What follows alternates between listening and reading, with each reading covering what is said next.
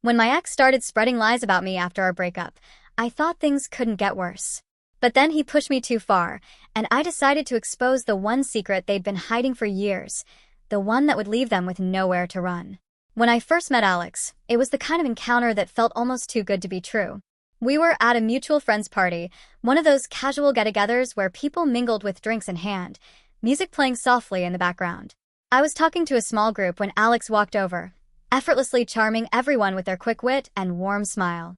When our eyes met, they said, "I don't think we've met before, but I'd like to change that." The line was so smooth it should have made me roll my eyes, but instead, I laughed and introduced myself. Within minutes, we were deep in conversation, as though we'd known each other for years. By the end of the night, we'd exchanged numbers, and the next day, Alex texted me, "Last night was great, but I feel like we only scratched the surface. How about dinner this weekend?" From that moment on, things moved quickly. Within weeks, we were inseparable, spending almost every free moment together. It felt like I'd finally found my person, someone who not only understood me but made me feel special in a way no one else ever had. The first year of our relationship was nothing short of amazing. Alex had this magnetic personality that drew people in, and I wasn't immune to their charm. They would plan surprise weekend getaways to nearby cities, saying things like, "Life's too short not to make memories." We stayed up late talking about our dreams, and even started mapping out a future together, dreaming of a house, kids, and all the things that seemed like distant fantasies before I met them. Alex wasn't just attentive to me, they were good at making everyone around them feel important. My friends would gush about how lucky I was, and my family adored them. My mom once said, "You've got to keep her there. Alex is so thoughtful." I felt like I was living in a dream, one where the pieces of my life were finally falling into place. But as they say, all that glitters isn't gold. It started with small things, little disagreements that felt normal at first. Alex had a temper, one they managed to hide from everyone else but couldn't fully mask with me. I remember the first real argument we had. It was over something trivial, a mix-up with dinner plans. I'd thought we were going to a casual spot, but Alex showed up expecting something more upscale. "It's like you don't even think," Alex snapped when I suggested we just stick to the original plan. "You knew how important tonight was to me." I tried to reason with them, but the conversation spiraled out of control. By the end of the night, I was the one apologizing, even though I wasn't sure what I'd done wrong. That became a pattern. Any disagreement, no matter how small, seemed to escalate. Alex would get angry, and somehow, I always ended up feeling like I was in the wrong. They had a way of twisting things, making me second-guess myself. "I wouldn't get so upset if you just listened better," they'd say. Or, "You know, I only react this way because I care so much." Looking back, I can see how manipulative those words were. But at the time, I believed them. I loved Alex, and I wanted to believe they loved me too. As the months went on, the cracks in our relationship started to widen. Alex's temper became harder to ignore, and their need for control seeped into every aspect of our lives. They'd ask questions like, "Why do you need to hang out with them so much?" Or, "Don't you think you spend enough time on that hobby?" It was subtle at first, wrapped in concern, but it didn't take long for me to realize how much I'd started to change to keep the peace. I stopped meeting friends as often, canceled plans that didn't involve Alex, and even started dressing differently because they made comments about my style. "You look so much better in something a little more polished," they'd say with a smile that was hard to argue against. But despite all the red flags, I stayed.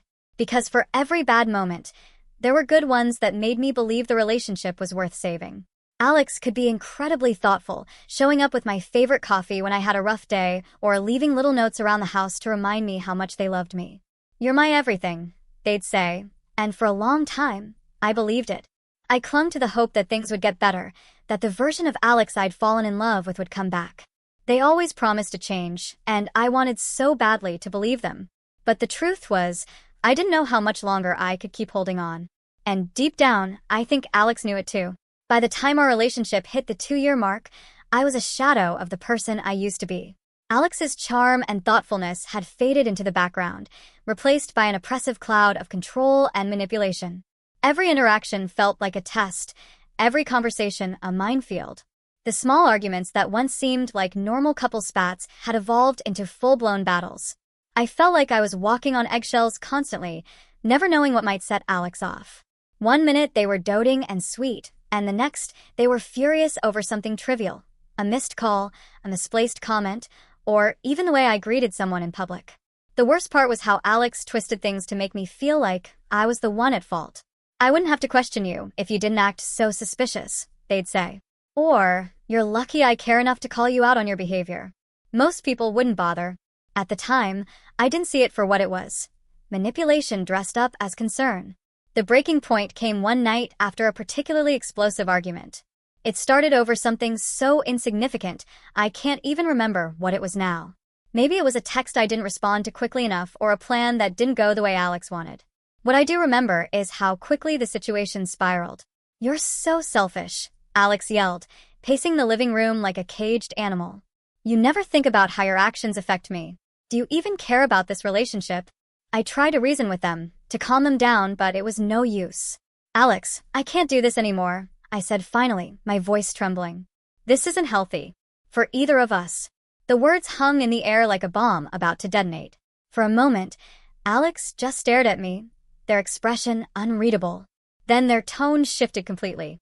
"You're breaking up with me?" they asked, their voice suddenly soft, almost pleading. "You don't mean that. We've been through so much together. I can change. Just give me another chance." I hesitated. Part of me wanted to believe them, to cling to the hope that things could go back to the way they were in the beginning. But deep down, I knew the truth. This wasn't love anymore. It was control, and I couldn't live like this any longer. "I'm sorry, Alex," I said quietly. "I've made up my mind." That's when the mask dropped. "I hope you're ready to regret this," Alex said coldly, their voice dripping with venom.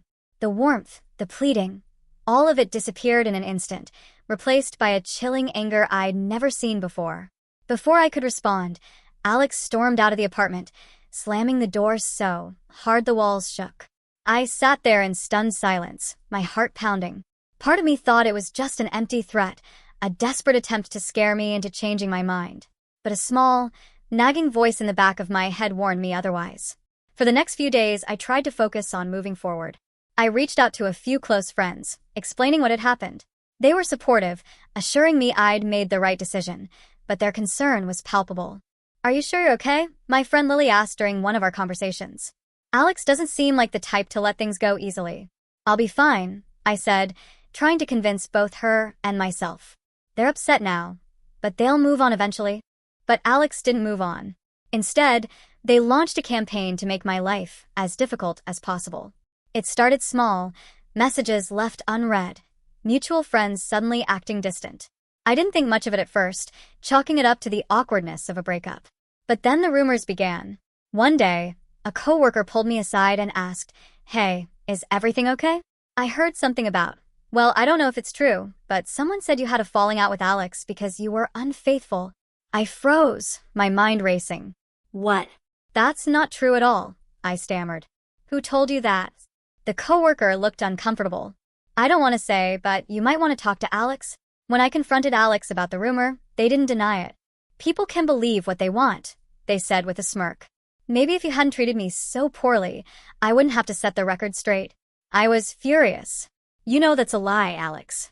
Why are you doing this?" "Why not?" they shot back. "You ruined my life, so I'm just returning the favor." That was the moment I realized Alex wasn't just upset about the breakup. They wanted revenge. And they were willing to go to any lengths to get it. What I didn't know then was just how far they were prepared to go. Their words were more than just an empty threat. They were the beginning of a nightmare that would turn my life upside down. The first sign that something was off came a week after the breakup.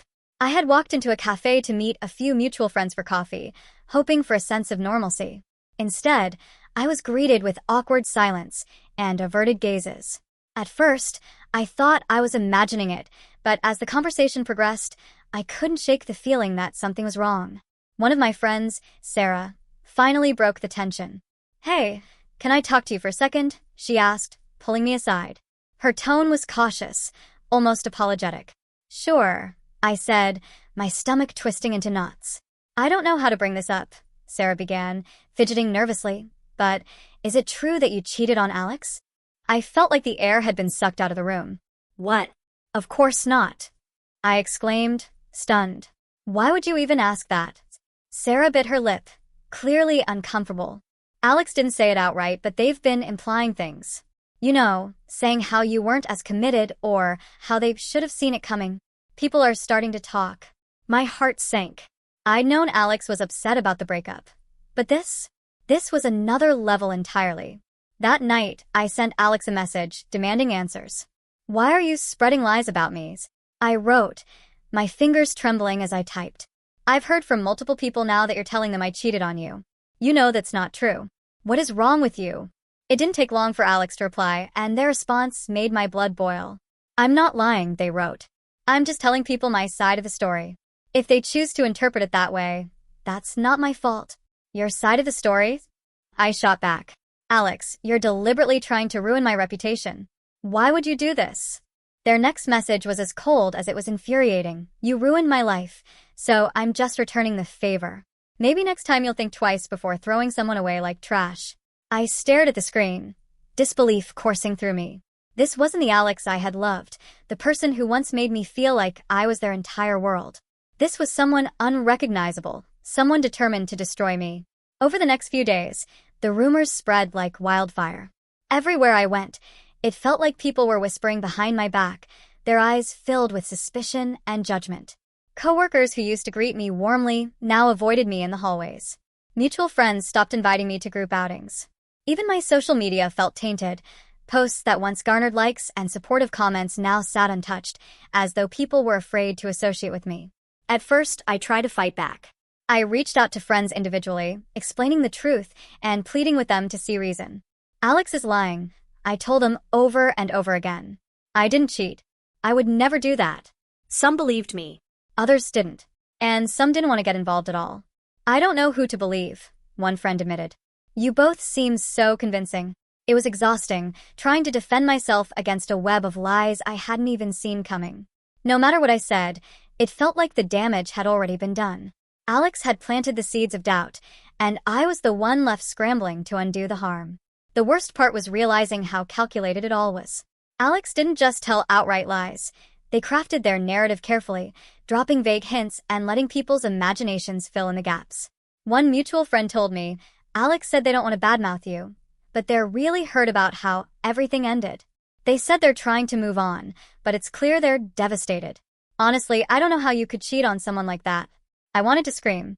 Alex had turned themselves into the victim, painting me as the heartless villain who had thrown away a perfect relationship. The manipulation was so blatant, yet so effective. And no matter how much evidence I had to prove my innocence, it felt like I was fighting a losing battle. At one point, I confronted Alex in person, hoping to appeal to whatever shred of humanity they had left. I showed up at their apartment unannounced, my heart pounding as I knocked on the door. When Alex opened it, their expression was a mix of surprise and irritation. "What do you want?" they asked, crossing their arms. "I want you to stop," I said, my voice trembling with anger and frustration. "You're ruining my life, Alex. Don't you see that? Just stop." They smirked, leaning casually against the doorframe. "Oh, so now you care about consequences?" "This isn't a game," I shot back. "You're spreading lies about me to anyone who will listen. For what? Revenge? Is this really who you are now?" Alex's eyes narrowed, and for a moment, I thought I saw a flicker of guilt. But it disappeared as quickly as it came. "You made your bed," they said coldly. "Now you get to lie in it." I left that night feeling more defeated than ever. It was clear Alex wasn't going to stop, no matter how much damage they caused. The weeks that followed were some of the darkest of my life. I felt like I was drowning, suffocated by the weight of the rumors and the loss of trust from people I'd once considered close friends. But even in the midst of all the chaos, a small part of me refused to give up. Alex might have started this war, but I wasn't going to let them win. I didn't know how yet, but I vowed to find a way to take back my reputation and my life. In the weeks following Alex's first wave of rumors, I felt like I was trapped in a nightmare that just kept getting worse. The lies started small, subtle, almost believable fabrications about our breakup, but they quickly escalated into outright character assassination. One afternoon, I received a frantic text from a mutual friend, Emma. "Hey, are you okay? I heard something about you stealing money from Alex. Is that true?" I froze, staring at the message. Stealing money? The accusation was so ridiculous that I almost laughed, until I realized people were actually believing it. "Of course not," I replied, my hands shaking. "That's a complete lie. Where did you even hear that? Alex mentioned it. Emma texted back hesitantly. They didn't say it outright, but they implied you took some money when you moved out. I just wanted to check, because, well, it's starting to get around. My stomach churned. The thought of Alex planting such an insidious lie made my blood boil. But as furious as I was, I felt powerless to stop it. Things only got worse from there. Alex didn't just spread lies about the breakup, they started attacking every aspect of my character. One day, I heard they were telling people I'd sabotaged their career, claiming I'd intentionally ruined a project they were working on. Another day, a mutual acquaintance pulled me aside and asked, "Did you really say those horrible things about Alex's family?" "No, I didn't," I said, my voice trembling with frustration. "Alex is making all of this up." The acquaintance shrugged uncomfortably. "I don't know." Alex seemed pretty upset. "It's hard to know what's true." That was the worst part. Alex's charm and charisma made it easy for people to believe them. They played the victim so convincingly, spinning their lies with just enough sincerity to make people doubt me. It wasn't just acquaintances who fell for their manipulation. Friends I'd known for years started pulling away. People stopped replying to my messages or suddenly canceled plans without explanation. The silence was deafening, and it only fueled my growing sense of isolation. One evening, I broke down while talking to Lily, one of the few friends who had stayed by my side. "I don't understand how this happened," I sobbed. "I've never done anything to Alex. Nothing to deserve this. Why does everyone believe them?" Lily sighed, handing me a tissue. "Because Alex knows how to play the game. They're good at pretending to be the victim, and people want to believe the easiest narrative. It's easier to think you're the bad guy than to question Alex's version of events." Her words stung because they were true. Alex had always been the life of the party, the person everyone wanted to be around. Their charm was intoxicating, and it made people blind to the darker side I now knew all too well.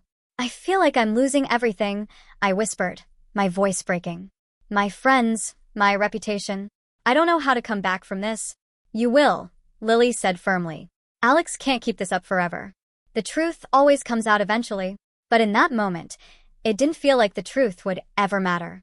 Everywhere I turned, there was another fire to put out, another lie to disprove. I tried addressing the rumors head-on, posting on social media, and reaching out to mutual friends to set the record straight. I didn't cheat. I told anyone who would listen. I didn't steal from Alex. I didn't sabotage anything or say anything about their family. Alex is lying to make me look bad. Some people believed me.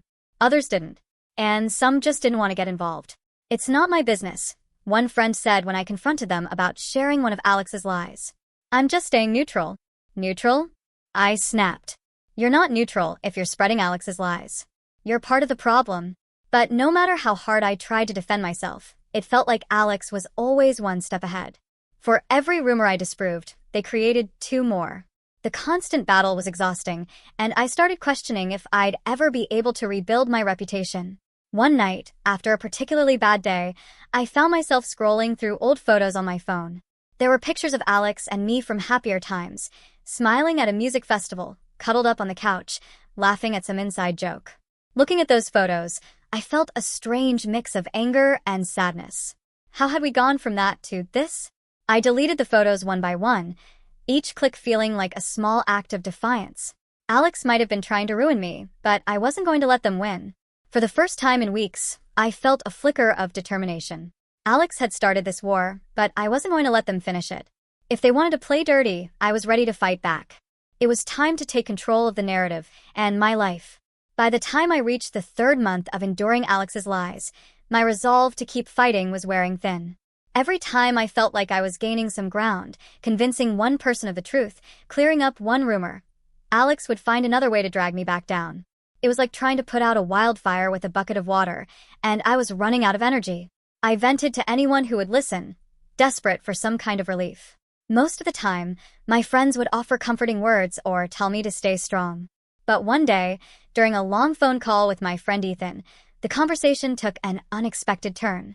"Look," Ethan said cautiously after I'd finished ranting about the latest lie Alex had spread. "I get why you're upset, but you know Alex isn't exactly squeaky clean, right?" I frowned, confused. "What do you mean?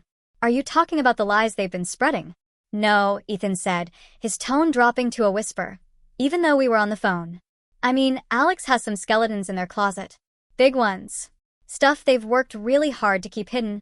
That got my attention." I leaned forward, gripping my phone tightly. "Ethan, what are you talking about? What kind of skeletons?"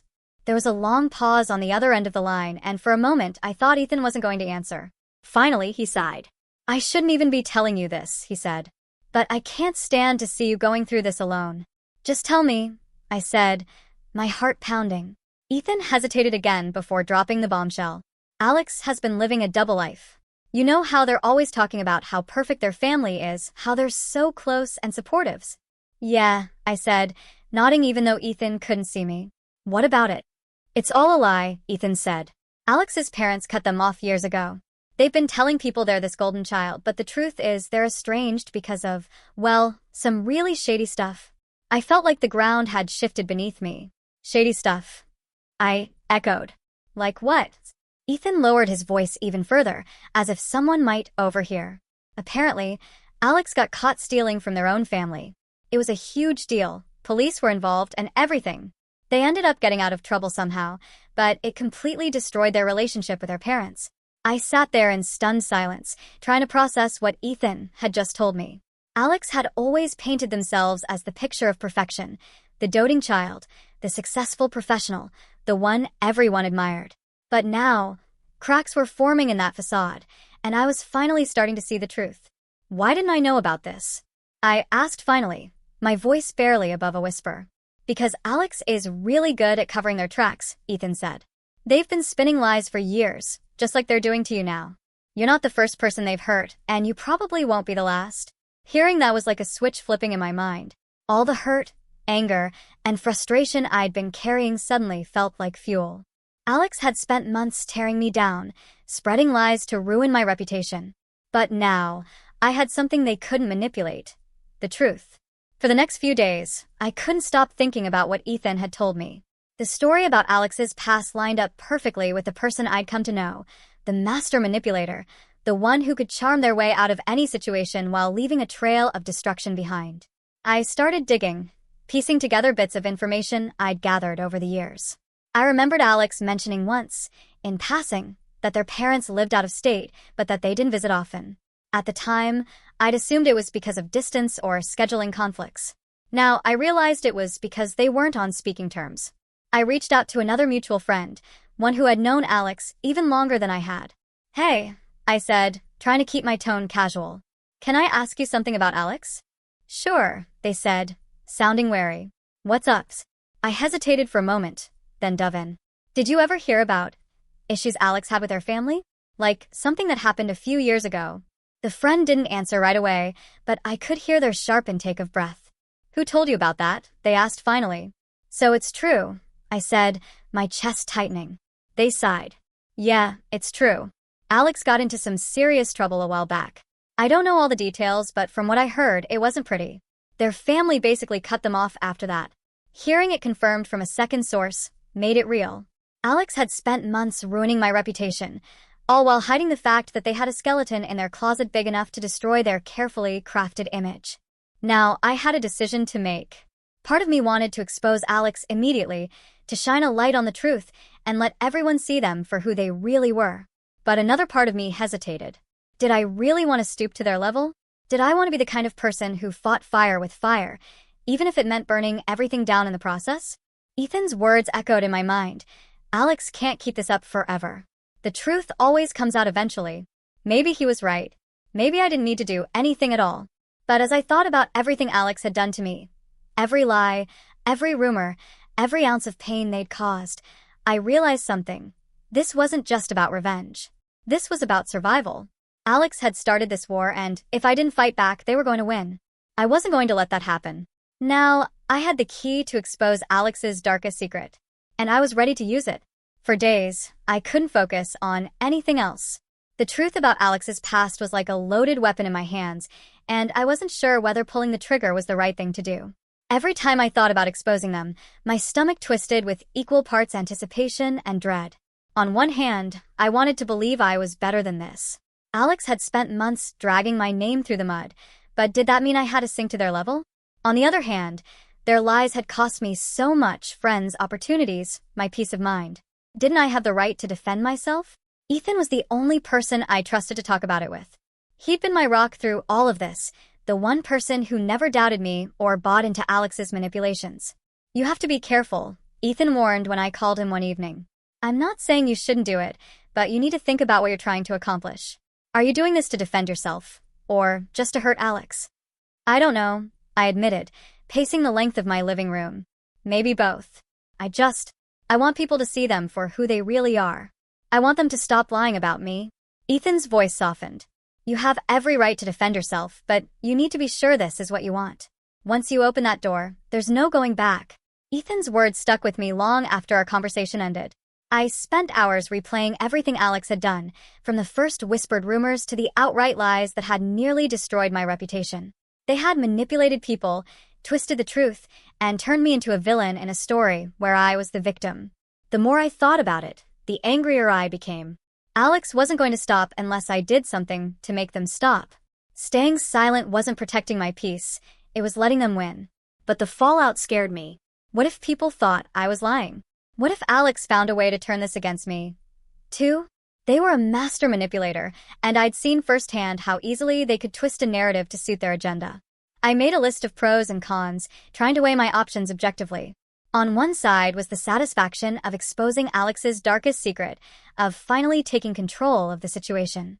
On the other side was the risk of backlash, of being accused of being petty or vindictive.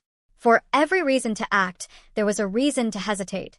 One evening, as I sat staring at the blank screen of my laptop, Ethan called. You sound exhausted, he said after I answered. Have you made a decision yet? No, I admitted. I'm so torn, Ethan. Part of me wants to do it, but another part of me is scared of what'll happen if I do.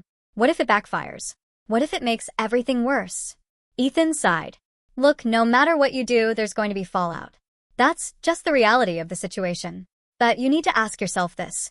What's more important? Keeping the peace, or standing up for yourself? His words hit me like a punch to the gut. I'd spent so much of my life avoiding conflict, trying to keep the peace at all costs.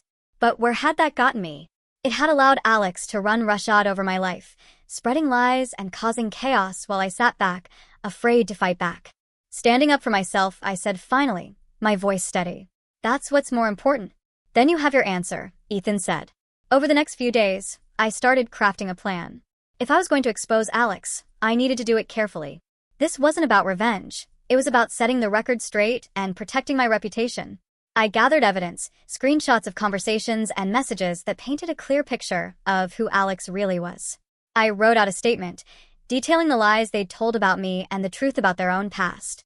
I didn't embellish or exaggerate. I wanted everything I said to be factual and irrefutable. But even with everything laid out in front of me, I still hesitated. Hitting post felt like stepping off a cliff, and I wasn't sure if I'd land safely or crash and burn. The night before I planned to go public, Ethan came over with pizza and a bottle of wine. One last pep talk before you blow this thing wide open, he joked, setting the food on the coffee table. I'm so nervous, I admitted, taking a sip of wine. What if it doesn't go the way I hope? Then you deal with it, Ethan said bluntly. But at least you'll know you did what you had to do. This isn't about revenge. It's about reclaiming your voice. Alex has been speaking for you this whole time, and it's time to take that power back. His words gave me the courage I needed. As we finished dinner, I mentally rehearsed what I would say, imagining how people might react. By the time Ethan left that night, I felt more determined than ever. This wasn't just about defending myself, it was about taking control of my own story. The next morning, with my heart pounding and my hands trembling, I logged onto social media. I uploaded my post, attaching the evidence I'd collected and carefully explaining everything Alex had done to me and everything they'd been hiding from everyone else. Before I could talk myself out of it, I hit post. There was no going back now. The morning I decided to expose Alex felt surreal. The sun was barely up, casting a golden glow through my curtains, but I was wide awake, sitting at my desk with my laptop in front of me. My post was ready, written and rewritten so many times, I could probably recite it from memory. Every word had been chosen carefully, every sentence meticulously crafted to ensure it was factual and concise. This wasn't a rant or a baseless accusation. This was the truth, backed by evidence I'd collected over the years. My hands trembled as I hovered over the post button. For weeks, I'd wrestled with the decision to do this, fearing the potential fallout. But as I sat there, I thought about everything Alex had done. The lies, the manipulation, the relentless campaign to ruin my life, and I realized I couldn't stay silent any longer. With a deep breath, I clicked post. The post began with an introduction, laying the groundwork for everything I was about to reveal. I started by addressing the lies Alex had spread about me, how they'd accused me of cheating, stealing, and sabotaging their career. I explained how those rumors were false, detailing the timeline of events and providing screenshots of messages and conversations that directly contradicted Alex's claims. Next, I delved into the truth about Alex's past. I didn't embellish or exaggerate. I simply laid out the facts as I'd come to know them. I wrote about how Alex had been estranged from their family for years after stealing from them, a detail they'd carefully hidden from everyone around them. I included information from mutual friends who had corroborated the story, as well as pieces of evidence that pointed to the lengths Alex had gone to maintain their facade. Alex has spent months trying to ruin my reputation, I wrote in the closing paragraph. But the truth is, their lies say more about them than they do about me. I'm sharing this not to seek revenge, but to reclaim my voice and set the record straight. I refuse to let someone who has hurt so many people continue to manipulate and deceive. The truth always comes out, and today, it's finally here. The moment I hit post, I felt a rush of adrenaline, followed by an almost overwhelming wave of anxiety. My phone buzzed with notifications almost immediately, but I couldn't bring myself to check them right away. Instead, I closed my laptop and went for a walk, needing to clear my head. When I finally worked up the courage to check my phone, I was stunned by the response. Messages poured in, some from mutual friends, others from people I hadn't spoken to in years. Many of them began the same way. I had no idea, or I'm so sorry for doubting you. People who had distanced themselves from me after the breakup were now reaching out, apologizing for believing Alex's lies. One message stood out in particular. It was from Sarah, the friend who had first confronted me about the cheating rumor. "I feel so stupid," she wrote. "I can't believe I let Alex manipulate me like that. You didn't deserve any of this. If there's anything I can do to make it right, please let me know." The messages weren't just apologies. They were also confirmations. Several people admitted they'd been suspicious of Alex for a while but hadn't said anything out of fear or loyalty. "I always thought something was off about their stories," one mutual friend confessed. "Thank you for speaking up. It takes a lot of courage to do what you did." The post quickly gained traction. Mutual friends shared it, and within hours, it had reached a wide audience. Comments flooded in, many of them echoing the sentiments I'd already received in private messages. "I'm so glad you spoke up," one comment read. "I've known Alex for years, and this doesn't surprise me at all. They've always been good at playing the victim." Another comment said, "This explains so much. I can't believe how far they went to cover their tracks. Thank you for bringing the truth to light." Even people who didn't know Alex personally chimed in, offering words of support and solidarity. For the first time in months, I felt like I wasn't alone. The weight of Alex's lies had been lifted, and I could finally breathe again. Not everyone reacted positively, of course. A handful of Alex's closest allies jumped to their defense, accusing me of being vindictive or airing dirty laundry unnecessarily. But their voices were drowned out by the overwhelming support I received. Even Ethan, who had initially cautioned me against striking back, called to say how proud he was of me. "You did the right thing," he said. "You handled it with class and integrity." Alex brought this on themselves. As the hours turned into days, the fallout from the post became increasingly clear. People who had once blindly supported Alex began distancing themselves, realizing they'd been manipulated. Some even reached out to share their own stories of being hurt or deceived by Alex, adding more weight to the truth I'd revealed. For the first time in what felt like forever, I felt like I had my voice back. The most surprising message came a week later, from someone claiming to be a relative of Alex's. "Hi," the message began. "I'm not sure if you remember me, but I'm Alex's cousin. I just wanted to thank you for sharing your story. My family has been dealing with the fallout of Alex's actions for years, and it's been exhausting watching them fool so many people. You're braver than you know."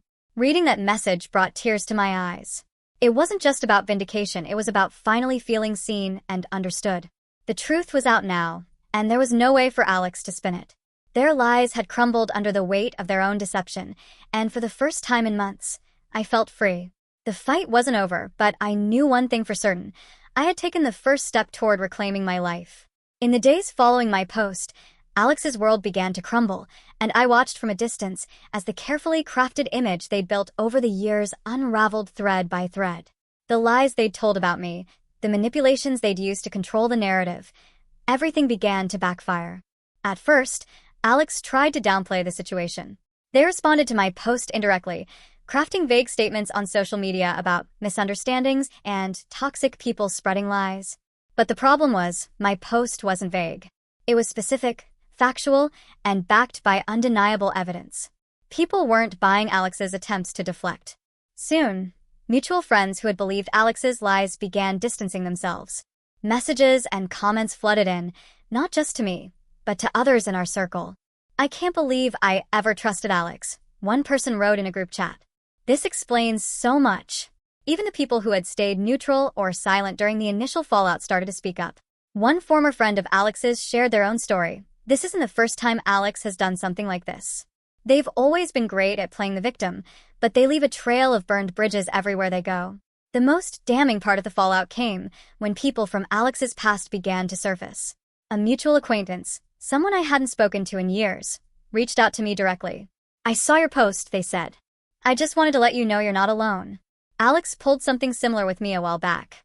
They lied about me to our entire friend group and turned everyone against me." It took me years to rebuild those relationships. Hearing that was both validating and heartbreaking. I wasn't the first person Alex had hurt, and I likely wouldn't have been the last if I hadn't spoken up.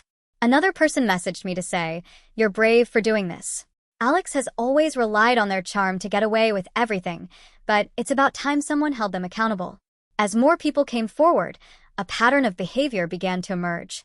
Alex wasn't just manipulative, they were a serial manipulator, someone who thrived on control and deceit. The very network of friends and acquaintances they had weaponized against me was now turning against them, piece by piece. Alex's attempts at damage control grew more desperate as the days went on. They posted long, rambling updates on social media, accusing me of twisting the truth and claiming they were the real victim. But the difference between their story and mine was simple. I had evidence and they didn't. People who had once defended Alex began questioning their loyalty. "If what you're saying is true," one person commented on Alex's post, "why don't you provide proof? It seems like all you're doing is deflecting." I could almost picture Alex's frustration as their charm failed to sway people. For years, they had relied on their ability to manipulate situations to their advantage, but now, they were losing control of the narrative. The cracks in Alex's facade widened when someone from their own family joined the conversation.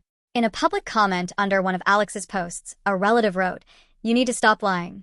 We've kept quiet for too long, but enough is enough. People deserve to know the truth." That comment sent shockwaves through our mutual circles. Alex tried to delete it, but screenshots circulated almost immediately. Their carefully curated image of the perfect, wronged individual was shattered, and there was no way to put it back together. Watching it all unfold was bittersweet. On one hand, I didn't take joy in Alex's downfall. Despite everything they'd done to me, I didn't want to become the kind of person who celebrated someone else's pain. But on the other hand, I couldn't deny the sense of justice I felt. For months, Alex had used their influence and charisma to destroy my reputation, turning people I cared about against me and making me feel powerless. Now, they were facing the consequences of their actions, and for the first time, I felt like the scales were finally balancing. The most surprising part of the fallout wasn't how quickly people turned against Alex. It was how many people admitted they'd seen the red flags all along. "I always thought Alex was too good to be true," one person confessed to me in a private message. "They were charming, sure, but there was always something off. I just didn't want to believe it at the time." Another person wrote, "I'm ashamed to admit I ignored the warning signs. Alex has hurt so many people, and I let myself be fooled." Thank you for having the courage to speak up. As the days turned into weeks, Alex's influence dwindled. People stopped responding to their messages, invitations to events dried up, and their posts on social media were met with silence instead of the usual flood of likes and supportive comments. Even their closest allies began to distance themselves, realizing that defending Alex was a losing battle. "I'm sorry for everything," one of their former friends messaged me. "I believed Alex at first, but now I see how wrong I was. They've hurt a lot of people, and I don't want to be part of that anymore." It wasn't long before Alex disappeared from social media entirely. Their accounts went silent, and they stopped showing up to the places where we'd once crossed paths. It was as if they had retreated into hiding, unable to face the fallout of their actions. While I didn't revel in their downfall, I couldn't deny the relief I felt. After months of living under the weight of their lies, I finally felt free. Alex had spent so much time trying to control the narrative, but now, the truth was out, and there was no going back. For the first time in a long time, I felt like I could move forward. And this time it was on my terms. In the weeks following Alex's fallout, the silence they left behind was almost unsettling. After months of enduring their lies and manipulation, their absence felt surreal. For the first time in what felt like forever, I didn't wake up to whispers, accusations, or the constant need to defend myself. But the damage Alex had done didn't disappear overnight.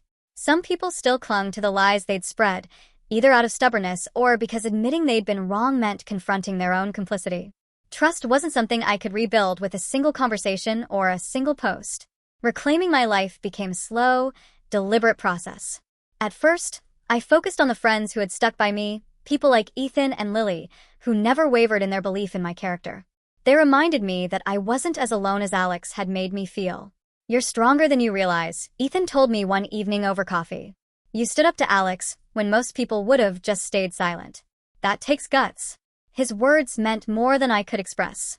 For so long, I'd felt powerless, like I was fighting an uphill battle with no end in sight. But hearing that, I started to see myself differently. Mending relationships with people who had distanced themselves was harder. Some friendships had been too deeply damaged to salvage, and I had to accept that not everyone would believe the truth, no matter how much evidence I provided. "I'm sorry," one friend told me when I reached out. "I just don't think I can be involved in this anymore. It's too messy." Their response stung, but I realized I couldn't make my healing contingent on other people's actions. Not everyone was worth fighting for, and trying to convince someone to stay in my life when they were already halfway out the door wasn't worth the effort. Other friends, however, surprised me. Sarah, the one who had first confronted me about the cheating rumor, invited me out for lunch one afternoon. "I owe you an apology," she said as we sat down. "I should have stood up for you sooner. I let Alex get in my head, and I should have known better. I'm sorry for doubting you." Her words brought tears to my eyes. "Thank you," I said quietly. "That means more than you know." Moments like that reminded me that rebuilding trust was possible, even if it took time. As I worked to put my life back together, I began to notice something I hadn't expected. I felt stronger.